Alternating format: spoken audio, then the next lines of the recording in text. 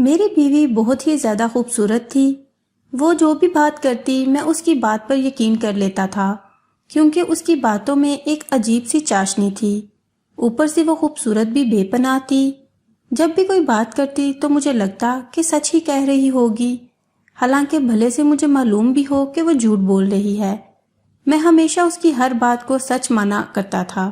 بس انہی باتوں نے مجھے میری بیوی پر اندھا بھروسہ کرنے پر مجبور کر دیا۔ لیکن کچھ دنوں سے ایک عجیب بات ہو رہی تھی۔ میری بیوی گمسم سی رہتی۔ میں جب بھی گھر آتا وہ بہت گھبرائی سی ہوتی۔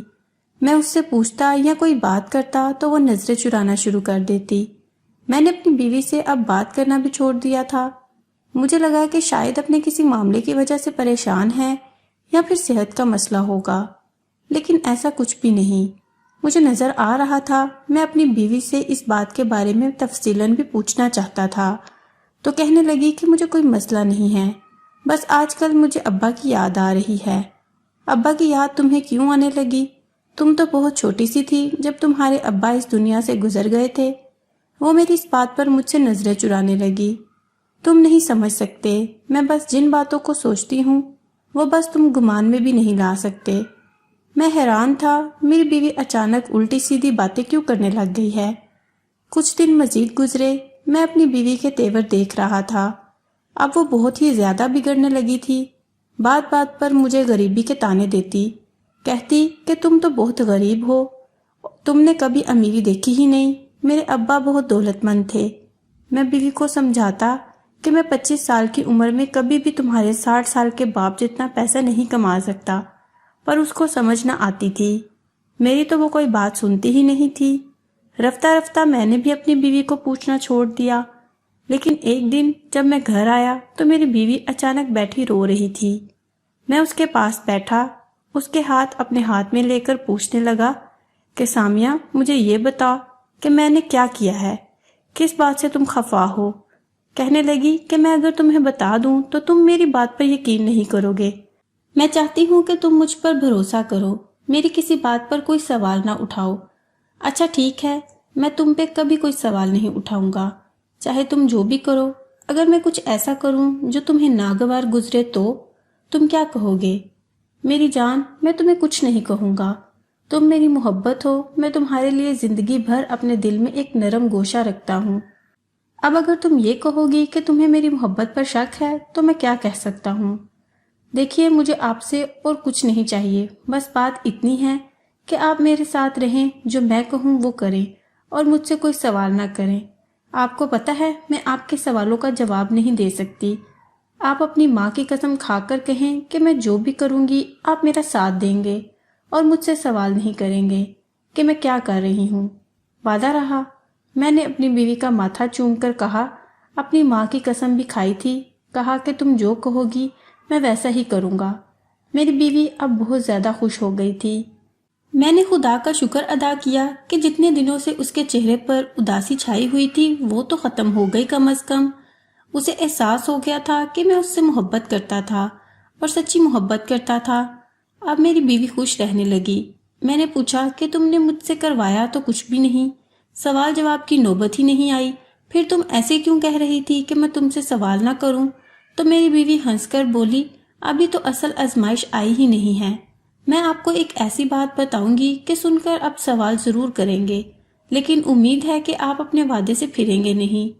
میری بیوی ایسی باتیں کر کے میرے ذہن کو پکا کر رہی تھی کہ آگے آنے والی کسی بھی صورتحال میں میں اس سے سوال نہ کروں۔ اب ظاہر ہے اپنی ماں کی قسم کھا چکا تھا، سوال تو میں ویسے بھی کرنے سے رہ گیا تھا۔ یوں دن اسی طرح گزرنے لگے۔ ایک دن میری بیوی بولی کہ آج آپ کی آزمائش کا وقت آ گیا ہے، آپ میرے ساتھ چلیں، میں نے ایک سہیلی سے ملنا ہے۔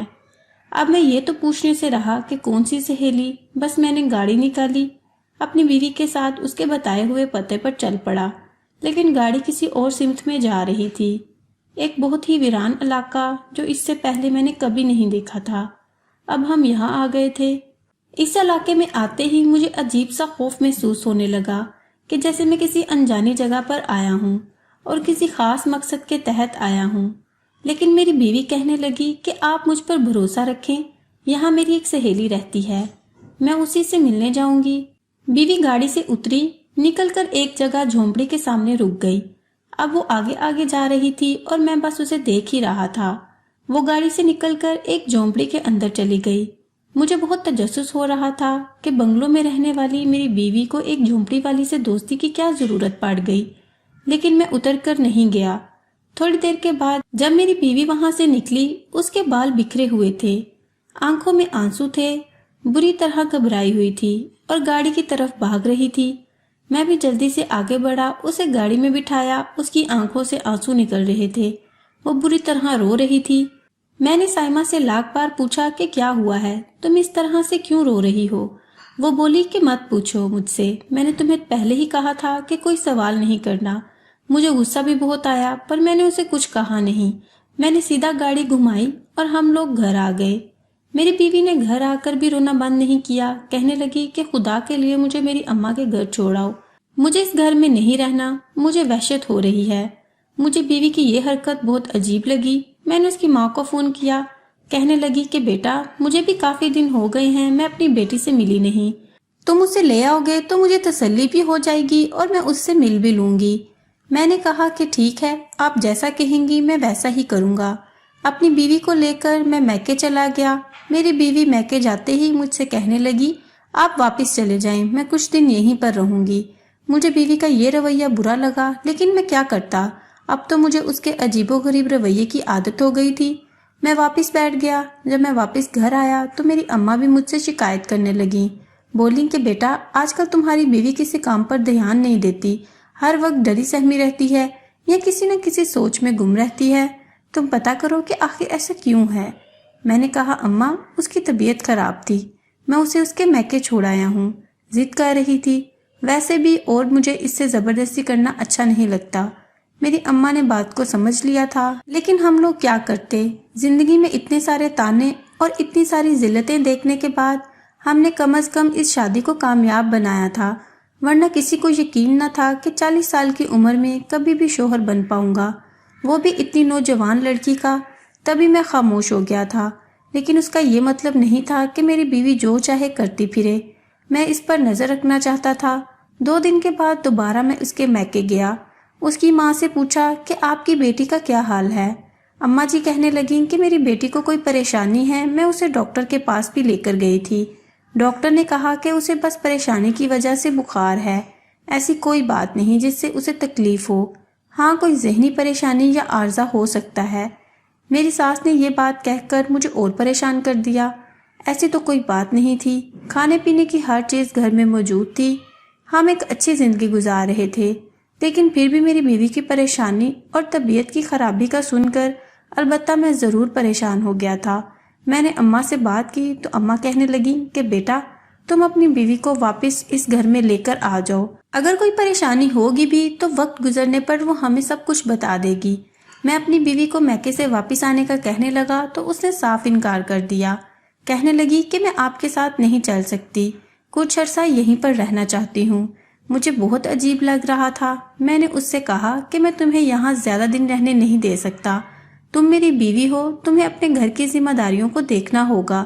پر میری بیوی نے صاف انکار کر دیا۔ میں نے اپنی ساس سے شکایت کی، سب لوگوں نے میری بیوی کو سمجھایا کہ تمہیں واپس اپنے شوہر کے گھر جانا ہوگا۔ تب میری بیوی بولی کہ میں جاؤں گی تو صحیح، پر ایک شرط پر، اگر میرا شوہر میری یہ شرط مانے گا تو پھر ہی میں اس کے ساتھ جا سکتی ہوں۔ میں نے کہا کہ تمہاری ہر شرط مجھے منظور ہے۔ بیوی کی شرط سن کر میں حیران رہ گیا۔ اس نے جو شرط مجھے بتائی تھی وہ تو بہت معمولی سی تھی۔ کہنے لگی کہ میں تو گھر سے تبھی نکلوں گی جب تم مجھے پہننے کے لیے ایک بڑا شٹل کاک برقع لا کر دو گے۔ برقع لا کر دوں تمہیں، تم آخر چلو پھرو گی کیسے؟ کیوں، کیا پٹھان عورتیں برقع نہیں اوڑھتی؟ میں بھی اگر پردہ کرنا چاہتی ہوں تو اس میں کیا غلط ہے؟ ہاں تم لاکھ بار پردہ کرو، لیکن اچانک سے پردہ کرنا سمجھ میں نہیں آ رہا۔ میری بات سن کر وہ ناراض ہو گئی، یعنی کہ آپ مجھے برقع نہیں لا کر دیں گے؟ ایسی تو کوئی بات نہیں، میں تمہیں برقع ضرور لا کر دوں گا، لیکن پہلے تم یہ بتاؤ کہ تم ایسا کرنا کیوں چاہتی ہو؟ میری بیوی بگڑ گئی، وہ بولی کہ تم پھر مجھ سے سوال جواب کر رہے ہو، اگر تم نے برقع نہیں لا کر دیا تو میں گھر سے نہیں نکلوں گی۔ یوں میں مارکیٹ گیا، بڑی مشکل سے مجھے وہ بند ٹوپی والا برقع ملا، میں لے کر آیا، میری بیوی نے پہنا، اب وہ میرے ساتھ چلنے کو تیار تھی۔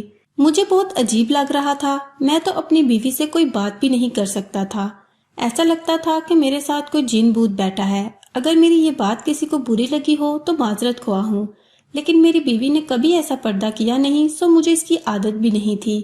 بہرحال میں اسے برداشت کرتا گھر آ گیا۔ گھر آ کر بھی میں نے اپنی اماں سے جا کر یہ ساری بات کہی تو کہنے لگی، بیٹا آج کل ذہنی امراض کے بہت زیادہ مسئلے ہیں، لوگ پریشانی میں ہیں، اس وجہ سے کبھی کبھی ایسا ہو جاتا ہے۔ مجھے لگتا ہے کہ تمہاری بیوی کو واقعی میں کوئی ذہنی مسئلہ ہے، تم اپنی بیوی کو باہر گھمانے پھرانے لے کر جاؤ، جتنے پیسے تم ماہر نفسیات کو دیتے اس سے اچھا ہے کہ تم اپنی بیوی کا خیال رکھنا شروع کر دو، وہ خوش ہوگی تو اس کی طبیعت بھی خود بخود بہتر ہو جائے گی۔ اماں کی بات صحیح تھی۔ اماں مجھ سے کہنے لگی کہ میں اپنی بیوی کو شاپنگ کے لیے لے کر جاؤں یا پھر اسے باہر کھانا کھلانے لے جاؤں۔ ابھی تو شام کے 4 بجے تھے، کافی وقت رہتا تھا۔ میں اپنی بیوی کے پاس آیا، میں نے اس سے کہا کہ تیار ہو جاؤ، ہم باہر کھانا کھانے جا رہے ہیں۔ وہ بھی خوش ہو گئی، پھر یکدم کچھ یاد کر کے اس کے چہرے کا رنگ پیلا پڑ گیا۔ بولی کہ آپ کو کوئی اعتراض تو نہیں ہوگا اگر میں سادہ برقع پہن کر چلوں؟ میں وعدہ کرتی ہوں کہ ٹوپی والا برقع نہیں پہنوں گی، بس نقاب کروں گی، اپنا چہرہ چھپاؤں گی۔ میں سمجھ گیا تھا کہ ابھی بھی وہ عارضہ اس کے ذہن سے گیا نہیں۔ میں نے کہا کہ ٹھیک ہے، تم ایسا کر لو۔ میری بیوی خوش ہو گئی، تیار ہونے لگی۔ تھوڑی دیر کے بعد وہ کمرے سے باہر آئی۔ میں تو یقین ہی نہیں کر پایا کہ یہ میری بیوی ہے۔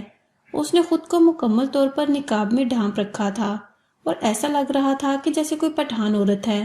اچھا چلو اب چلتے ہیں، کافی دیر ہو گئی ہے، میری بیوی نے کہا اور میرا ہاتھ پکڑا اور ہم لوگ گھر سے باہر نکل آئے۔ کہنے لگی کہ آج ہم اپنی گاڑی میں نہیں جاتے، کسی لوکل گاڑی پر چلیں گے تو مزہ بھی آئے گا۔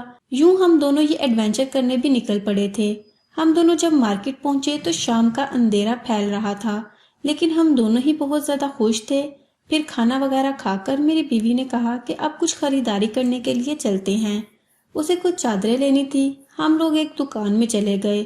دکان میں وہ مختلف چادریں پہن کر دیکھنے لگی تھی۔ پھر وہ اندر والے کمرے میں ایک چادر ٹرائی کرنے کے لیے گئی، لیکن جب واپس آئی تو اس کا رنگ اڑا ہوا تھا۔ مجھے اسے دیکھ کر لگا جیسے اسے کوئی ذہنی دورہ پڑ گیا ہو۔ دکاندار میری بیوی کو غور سے دیکھ رہا تھا، لگتا تھا جیسے کہ اس نے پہلے بھی میری بیوی کو دیکھ رکھا ہے، پر میری بیوی نے اس طرح سے ظاہر کیا جیسے وہ اسے جانتی ہی نہیں۔ زرد رنگ اور پھولی ہوئی سانس کے ساتھ وہ واپس میرے کمرے میں آئی اور آ کر مجھ سے کہنے لگی، آ جاؤ چلتے ہیں، مجھے دیر ہو رہی ہے، یہاں سے ہمیں جانا چاہیے۔ بیوی کی یہ بات حیران کر دینے والی تھی۔ اچانک سے اسے کیا ہو گیا تھا؟ اس دن نہ کوئی خریداری کی، نہ ہی چادر لی۔ کہنے لگی کہ چلو ہمیں گھر جلدی جانا ہے۔ میں اسے لے کر گھر آ گیا۔ گھر آ کر یہ بات میں نے اپنی اماں کو بتائی۔ اماں کہنے لگی کہ بیٹا جادو ٹونا تو یہ ہو نہیں سکتا، مجھے لگتا ہے کہ تمہاری بیوی کسی شخص سے ڈرتی ہے، پر وہ ڈرتی کیوں ہے یہ مجھے نہیں پتا، یہ تم اس کے شوہر ہونے کے ناطے خود معلوم کرو، پتا تو چلے آخر اسے کس بات کی تکلیف ہے، کیوں وہ تمہیں بار بار اس طرح کے تقاضے کرتی ہے۔ اگر واقعی ذہنی طور پر وہ بیمار ہوتی تو ہر چیز میں اسی طرح کا رویہ ظاہر کرتی، لیکن وہ باہر جاتے ہوئے لوگوں سے چھپتی پھر رہی ہے، اس کا مطلب ہے کہ اسے کوئی خاص مسئلہ ہے، اب تمہیں اس پر نظر رکھنا ہوگی۔ میں نے کہا بالکل ماں جی، آپ نے 100% صحیح بات کی ہے، اب میں اپنی بیوی پر نظر رکھوں گا، اس طرح کہ میں اسے شک بھی نہ ہونے دوں اور ہمارا کام بھی ہو جائے۔ اگلے دن میں نے اپنی بیوی سے کہا کہ میں دوسرے شہر کام کرنے جا رہا ہوں، اس لیے تم گھر میں رہنا، اپنا خیال رکھنا۔ میری بیوی ان باتوں سے کبھی بھی خوش نہیں ہوتی تھی، پر آج وہ بہت زیادہ خوش تھی۔ کہنے لگی ٹھیک ہے، میں آپ کی امانت میں خیانت نہ کروں گی، آپ کا انتظار کروں گی، وغیرہ وغیرہ۔ اس نے بڑی ہی فلمی باتیں بولی تھی۔ میں اپنی بیوی سے مطمئن نہیں تھا، بس اس پر نظر رکھنے کے لیے اس سے جھوٹ بول دیا اور گھر سے باہر نکل گیا۔ اماں سے میں مسلسل رابطے پر تھا۔ تھوڑی دیر کے بعد مجھے اماں نے بتایا کہ تمہاری بیوی گھر سے باہر جا رہی ہے۔ میں بھی گھر کے قریب ہی آ گیا۔ اپنے ایک دوست کی گاڑی ادھار لی تھی، وہ کالے رنگ کی تھی اور اس میں شیشے بھی کالے تھے۔ میں بیوی کا پیچھا کرنے لگا۔ تھوڑی دور جا کر وہ ایک رکشے میں بیٹھی، اس نے کالی چادر اوڑھی ہوئی تھی۔ رکشہ ایک مخالف سمت میں چلنے لگا۔ میں نے بھی اپنی گاڑی فوراً موڑی اور اس رکشے کا پیچھا کرنے لگا۔ کافی دیر چلنے کے بعد وہ ایک جگہ پر رک گیا۔ میں یہ دیکھ کر حیران تھا کہ یہ وہی جھونپڑی تھی جہاں میری بیوی پہلی مرتبہ آئی تھی۔ اس نے ادھر ادھر دیکھا، پھر اس جھونپڑی کے اندر چلی گئی۔ میرا اب وہاں سے نکلنا بہت ضروری تھا۔ بھلے میری بیوی مجھے دیکھ لیتی۔ میں جاننا چاہتا تھا کہ یہاں جا کر وہ کس سے ملتی ہے، کیا باتیں کرتی ہے۔ میں اپنی گاڑی سے نکلا، دھیرے دھیرے چلتا اس جھونپڑی کے پاس آ کر کھڑا ہو گیا۔ میں نے چھوٹی سی کھڑکی سے اندر دیکھا تو مجھے اندر کا منظر صاف دکھائی دے رہا تھا، جسے دیکھ کر میرے رونگٹے کھڑے ہو گئے۔ میں سوچ بھی نہیں سکتا تھا کہ میری بیوی اس حد تک جا سکتی ہے، پر میری بیوی سامنے بیٹھی جو باتیں کر رہی تھی انہوں نے تو میرے جیسے ہوش و حواس اڑا دیے تھے۔ مجھے لگا کہ جیسے آسمان مجھ پر آ گرے گا۔ میں اب اپنی بیوی کو مزید چوہے بلی کا کھیل کھیلنے نہیں دے سکتا تھا۔ میں نے اس کے باہر آنے کا انتظار نہیں کیا اور فوراً اس جھونپڑی کا دروازہ کھول کر اندر داخل ہو گیا۔ میری بیوی مجھے اپنے سامنے دیکھ کر ہکا بکا رہ گئی تھی۔ آپ یہاں کیسے آئے؟ میری بیوی نے رکتے رکتے اور ہکلاتے ہوئے پوچھا۔ تمہیں کیا لگا تم مجھ سے باتیں چھپاؤ گی، ناٹک کرو گی تو میں تمہاری باتوں میں آ جاؤں گا؟ میں کوئی چھوٹا بچہ نہیں ہوں سائمہ۔ میں نے اس کا نام لیا۔ میں نے کہا کہ اب تمہیں گھر چلنا ہوگا، مجھے ساری بات بتانا ہوگی کہ تم نے یہ گھٹیا حرکت کیوں کی۔ میری بیوی میرے پاؤں پڑ گئی اور بولی کہ خدا کے لیے یہ سب کسی کو مت بتانا، ورنہ میں کہیں بھی منہ دکھانے کے قابل نہیں رہوں گی، اور ویسے بھی اب تو مجھے بہت ڈر لگتا ہے کہ زندگی بہت تھوڑی سی ہے اور کہیں ماری جاؤں گی۔ میری بیوی بہت گھبرائی ہوئی تھی، ایسے لگ رہا تھا جیسے اسے دل کا دورہ پڑے گا۔ میں نے اسے تسلی دی، یقین دلایا اور پھر گھر لے کر آ گیا۔ گھر آ کر میں نے اماں کو بات نہیں بتائی۔ میں نے کہا بس میری بیوی کو میں نے راستے میں ہی پکڑ لیا، آگے جانے نہیں دیا، مجھے اس سے ضروری باتیں کرنا تھی۔ میں نے سوچا کہ اپنی بیوی کی حقیقت اپنی ماں کو خواہ مخواہ نہ بتاؤں، ایسا نہ ہو کہ میری اماں میری بیوی سے بدگمان ہو جائے اور پھر ساری زندگی یہی بدگمانیوں کا کھیل چلتا رہے۔ خیر اماں نے مجھے بتایا کہ میری بیوی جب گھر سے نکلی تھی تو وہ ذرا بھی پریشان نہیں تھی، پر اب وہ بالکل رونے والی ہو گئی تھی۔ میں اپنی بیوی کو کمرے میں لے کر آیا، اس سے زبردستی پوچھا کہ یہ سب اس نے کیوں کیا۔ وہ بہت ڈری ہوئی تھی۔ مجھے پولیس کا راستہ اپنانا پڑا۔ میں نے جا کر تھانے میں ساری حقیقت بتا دی۔ وہاں پر جو انسپیکٹر تھا اس نے میری بات ایک بڑے عہدیدار سے کروا دی جو کہ اس تھانے میں راؤنڈ پر آیا ہوا تھا۔ یہ ASP تھا جس نے ساری معلومات مجھے دی اور کہنے لگا آپ نے جو کام کیا ہے وہ بڑی ہی ہمت اور بہادری کا ہے، آپ کی بیوی کا بھی اتنا زیادہ قصور نہیں ہے، عموماً معصوم لوگ ایسے لوگوں کی باتوں میں آ جاتے ہیں۔ آپ اپنی بیوی کو ڈانٹنے پر اور رویہ خراب کرنے کے بجائے ان سے بات کرنے کی کوشش کریں۔ جب وہ آپ کو پوری بات بتا دیں تو پھر آپ دوبارہ میرے پاس آئیے گا، میں آپ کو ہر طرح کی معلومات دوں گا جس سے آپ اس ساری مشکل سے نکل سکتے ہیں۔ میں نے ASP صاحب کا شکریہ ادا کیا، گھر آ گیا۔ میری بیوی کو میں نے ساری بات بتا دی۔ میری بیوی کو اعتماد میں لیا تو اسے کچھ حوصلہ ملا، اب اس کی سانس بحال ہوئی تھی۔ کہنے لگی کہ چلو تم جیسا کہو گے میں ویسا ہی کروں گی، لیکن وعدہ کرو کہ اس دوران اگر کوئی بات سامنے آئی تو تم مجھ پر شک نہیں کرو گے۔ میں نے اپنی بیوی سے وعدہ لے لیا کہ میں ایسا کبھی بھی نہیں کروں گا، ہمیشہ تمہاری بات مانوں گا اور تم پر اعتبار کروں گا۔ یوں میری بیوی میری باتیں سن کر مطمئن ہو گئی۔ میں اسے بھی تھانے لے کر گیا۔ وہ تھانے کے نام سے ہی ڈر رہی تھی، کیونکہ جن لوگوں کے ساتھ وہ کام کر رہی تھی انہوں نے بھی میری بیوی کو اسی طرح ڈرا رکھا تھا، اور تبھی وہ پریشان بھی تھی۔ کسی صورت بھی وہ یہ بات کسی کو بتانا نہیں چاہتی تھی، کیونکہ ان لوگوں نے بھی میری بیوی کو یہی بات بتائی تھی کہ اگر تم نے یہ باتیں کسی اور کو بتائی یا ہماری معلومات کسی اور تک پہنچائی تو ہم تمہیں چھوڑیں گے نہیں، تمہارا وہ حشر کریں گے کہ تم زندگی بھر یاد رکھو گی۔ اس بات نے پریشان کر دیا تھا اس کو، اور وہ اسی وجہ سے رو بھی رہی تھی اور مسلسل روئے جا رہی تھی۔ میری بیوی پیسوں کے لالچ میں آ کر ڈرگ سمگلنگ کے کام میں بری طرح ملوث ہو گئی تھی۔ اسے پیسوں کی لالچ تھی، وہ پیسے کمانا چاہتی تھی، لیکن وہ یہ بھول گئی تھی کہ یہ پیسے کمانے کا کوئی صحیح طریقہ نہیں ہے۔ اسے زندگی میں خود محنت کرنا ہوگی، آگے بڑھنا ہوگا، لیکن شاید اسے کسی نے لالچ دلا دیا تھا کہ اگر تم یہ سارے کام کرو گی تو تمہاری زندگی سنور جائے گی۔ میری بیوی ڈر کے مارے مجھے بتا بھی نہیں پائی۔ امیر ہونے کے چکروں میں اس نے اپنی ساری ذہنی کفتیں برداشت کی تھی۔ خیر میں نے جب پولیس کو بتایا، ان لوگوں نے انسپیکشن شروع کی اور ڈرگ سمگلنگ کا گروہ بھی سامنے آ گیا، اور وہ سارے لوگ جو اس سارے دھندے میں ملوث تھے انہیں گرفتار کر لیا گیا۔ میری بیوی کے ہاتھوں بہت بڑا نیٹ ورک پکڑا گیا تھا، اس لیے پولیس نے اسے خاص انعام بھی دیا تھا۔ میری بیوی پر کسی قسم کا جرم ثابت نہیں ہو سکا کیونکہ اس نے کوئی جرم کیا ہی نہیں تھا۔ ان لوگوں نے میری بیوی کو ڈرا دھمکا کر اس کی ویڈیو بھی بنوا لی تھی جس میں وہ ڈرگ سمگلنگ کرتے ہوئے دیکھی جا سکتی تھی۔ تبھی وہ گھبرا بھی رہی تھی، لیکن شکر ہے کہ اس نے صحیح وقت پر ہمت کی اور پھر خود کو اس چنگل سے آزاد کروا لیا۔ حالانکہ اس معاملے میں ان لوگوں نے بہت دھمکیاں دے رکھی تھی کہ اگر تم نے یہ کام چھوڑنے کی کوشش کی تو ہم تمہارا جینا حرام کر دیں گے، لیکن خدا کا شکر کہ میری بیوی نے ہمت سے کام لیا اور یوں وہ برائی کے راستے سے اچھائی کی طرف آ گئی۔